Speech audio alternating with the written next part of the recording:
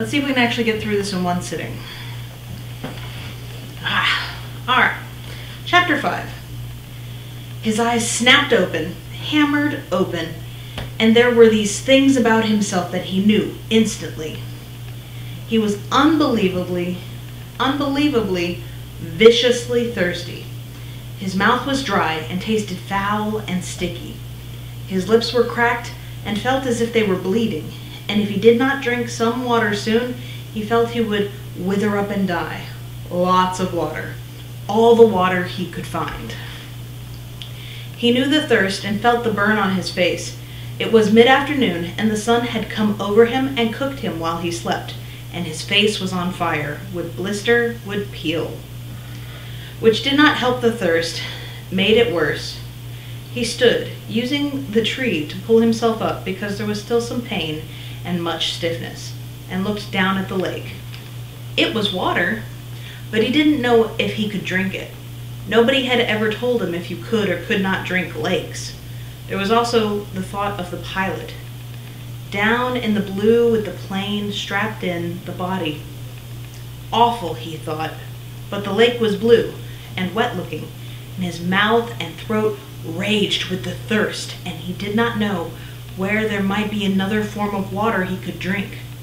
Besides, he had probably swallowed a ton of it while he was swimming out of the plane and getting to shore. In the movies, they always showed the hero finding a clear spring with pure sweet water to drink. But in the movies, they didn't have plane wrecks and swollen foreheads and aching bodies and thirst that tore at the hero until he couldn't think. Brian took small steps down the bank to the lake. Along the edge, there were thick grasses, and the water looked a little murky, and there were small things swimming in the water, small bugs.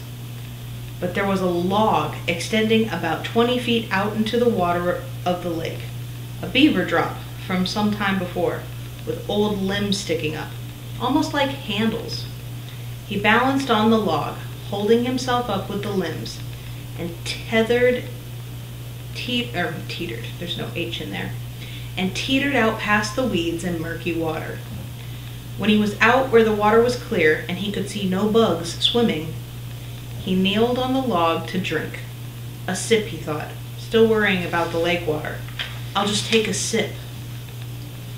But when he brought a cupped hand to his mouth and felt the cold lake water trickle past his cracked lips and over his tongue, he could not stop. He had never, not even on long bike trips in the hot summer, been this thirsty. It was as if the water were more than water, as if the water had become all of life, and he could not stop. He stooped and put his mouth to the lake and drank, pulling it deep and swallowing great gulps of it. He drank until his stomach was swollen, until he nearly fell off the log with it. Then he rose and stagger-tripped his way back to the bank, where he was immediately sick and threw up most of the water. But his thirst was gone, and the water seemed to reduce the pain in his head as well, although the sunburn still cooked his face. So, he almost jumped with the word, spoken aloud. It seemed so out of place, the sound. He tried it again.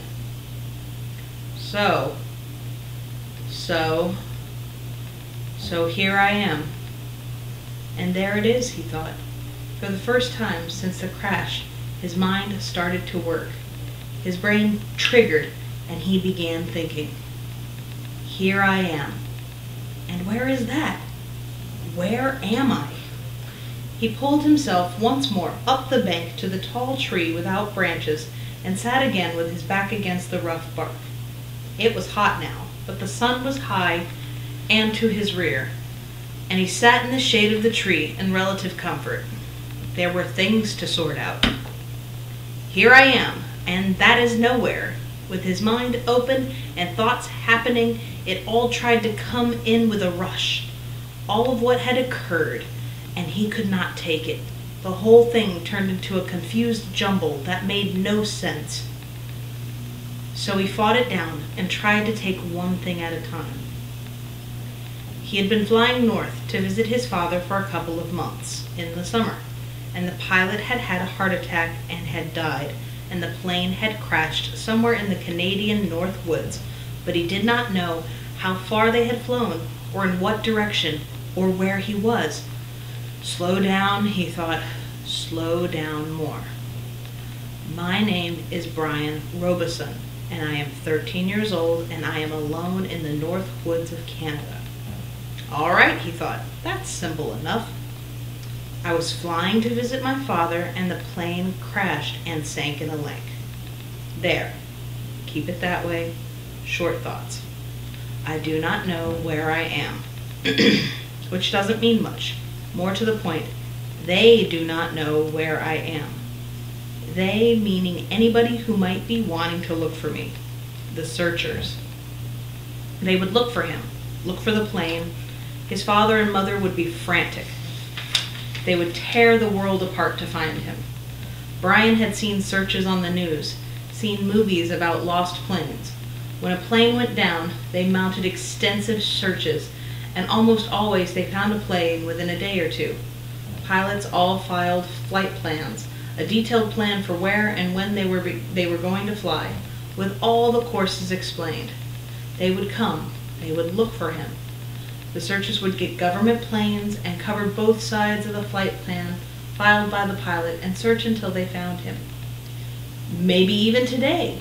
They might come today. This was the second day after the crash. No, Brian frowned. Was it the first day or the second day? Had they gone down in the afternoon and he spent the whole night out cold? So this was the first real day.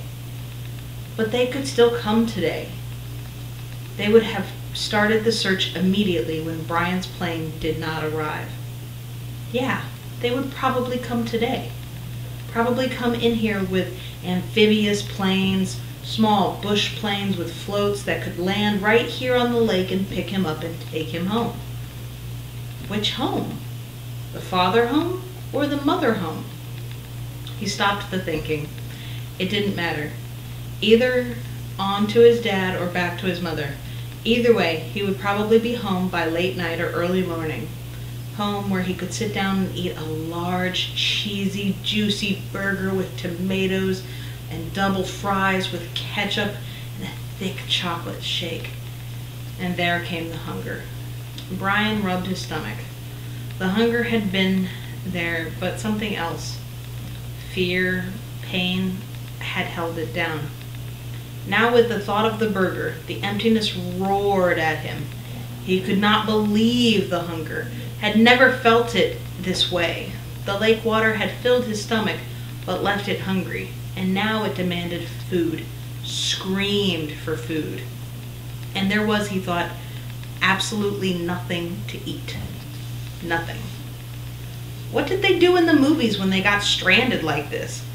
Oh yes, the hero usually found some kind of plant that he knew was good to eat, and that took care of it. Just ate the plant until he was full, or used some kind of cute trap to catch an animal and cook it over a slick little fire, and pretty soon he had a full 8-course meal. The trouble, Brian thought, looking around, was that all he could see was grass and brush. There was nothing obvious to eat, aside from about 1 million birds and the beaver. He hadn't seen animals to trap and cook. And even if he got one somehow, he didn't have any matches, so he couldn't have a fire. Nothing. It kept coming back to that. He had nothing. Well, almost nothing. As a matter of fact, he thought, I don't know what I've got or haven't got. Maybe I should try and figure out just how I stand. It will give me something to do, keep me from thinking of food until they come to find me. Brian had once had an English teacher, a guy named Perpich, who was always talking about being positive, thinking positive, staying on top of things. That's how Perpich had put it. Stay positive and stay on top of things. Brian thought of him now. Wondered how to stay positive and stay on top of this. All Perpich would say is that I have to get motivated. He was always telling kids to get motivated. Brian changed position so he was sitting on his knees. He reached into his pockets and took out everything he had and laid it on the grass in front of him. It was pitiful enough. A quarter, 3 dimes, a nickel, and 2 pennies, a fingernail clipper, a billfold with a $20 bill, in case you get stranded at the airport in some small town and have to buy food, his mother had said, and some odd pieces of paper. And on his belt, somehow still there, the hatchet his mother had given him. He had forgotten it, and now reached around and took it out and put it in the grass. There was a touch of rust already forming by the cutting edge of the blade, and he rubbed it off with his thumbs. That was it. He frowned. No, wait, if he was going to play the game, might as well play the game right. Perpich would tell him to quit messing around. Get motivated. Look at all of it, Robeson. He had on a pair of good tennis shoes, now almost dry, and socks, and jeans, and underwear, and a thin leather belt, and a t-shirt with a windbreaker so torn it hung on him in tatters. And a watch. He had a digital watch still on his wrist, but it was broken from the crash. A little screen blank. And he took it off and almost threw it away, but stopped the hand motion and laid the watch on the grass with the rest of it. There, that was it. No, wait, one other thing. Those were all the things he had, but he also had himself. Perpich used to drum that into them. You are your most valuable asset. Don't forget that. You are the best thing you have. Brian looked around again. I wish you were here, Perpich. I'm hungry, and I'd trade everything I have for a hamburger. I'm hungry, he said it out loud, in normal tones at first, then louder and louder until he was yelling it. I'm hungry! I'm hungry! I'm hungry! When he stopped, there was a sudden silence, not just from him, but the clicks and blurps and bird sounds of the forest as well. The noise of his voice had startled everything, and it was quiet. He looked around, listened with his mouth open, and realized that in all his life he had never heard silence before. Complete silence. There had always been some sound, some kind of sound. It lasted only a few seconds, but it was so intense that it seemed to become a part of him. Nothing. There was no sound. Then the birds started again, and some kind of buzzing insect, and then a chattering and a cawing, and soon was the same background of sound, which left him still hungry. Of course, he thought, putting the coins and the rest back in his pocket and the hatchet in his belt, of course, if they came tonight, or even if they take as long as tomorrow, the hunger is no big thing. People have gone for many days without food, as long as they've got water, and even if they don't come until late tomorrow, I'll be all right. Lose a little weight, maybe. But the first hamburger and malt and fries will bring it right back. A mental picture of hamburger, the way they showed it in the television commercials, thundered into his thoughts. Rich colors, the meat juicy and hot. He pushed the picture away, so even if they didn't find him until tomorrow, he thought, he would be all right. He had plenty of water, although he wasn't sure if it was good and clean or not. He sat again by the tree, his back against it. There was a thing bothering him. He wasn't quite sure what it was, but it kept chewing at the edge of his thoughts. Something about the plane and the pilot that would change things. Ah, there it was. The moment when the pilot had his heart attack. His right foot had jerked down on the rudder pedal, and the plane had slewed sideways. What did that mean? Why did that keep coming into his thinking?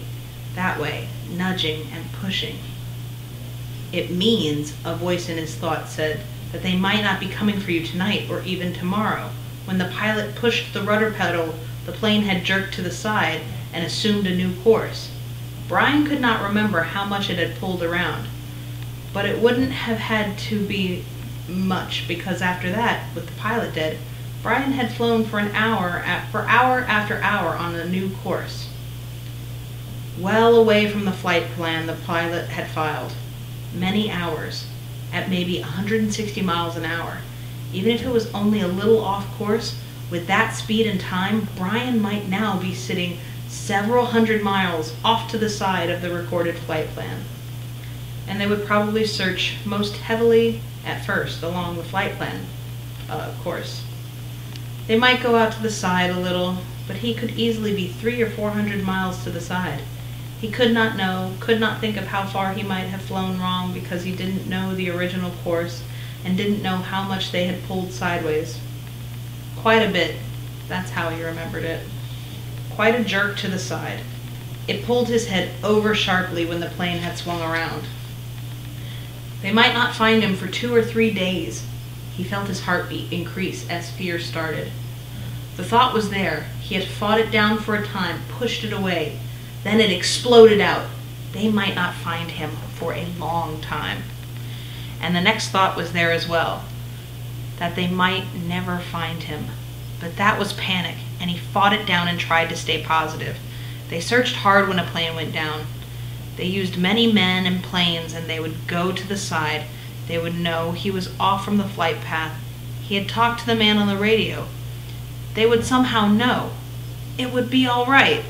They would soon find him. Maybe not tomorrow, but soon. Soon. Soon. They would find him soon.